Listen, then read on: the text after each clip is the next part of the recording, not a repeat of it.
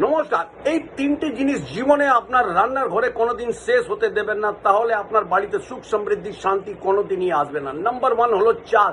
চাল মানে চন্দ্র, চন্দ্র মানে হয়ে গেল ক্যাশ ফ্লো।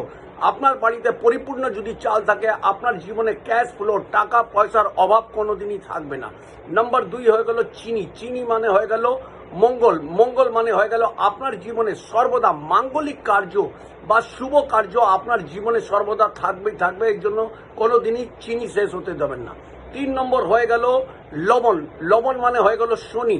আপনার জীবনে কোনোদিনই কাজ কর্মর অভাব কোনোদিনই থাকবে না, আর আপনার কপাল সর্বদা তুঙ্গস্থ থাকবেই থাকবে। তাহলে এই তিনটে জিনিস আপনারা চেষ্টা করবেন সব সময় আপনার ভালো রাখবেন, নিজের রান্নার ঘরে সর্বদা ভরে রাখবেন। এই তিনটে জিনিস আপনারা রাখলে আপনার জীবনে কোনোদিনই দুঃখ দারিদ্রতা কষ্ট হবে না। এই জিনিসটা করে দেখুন।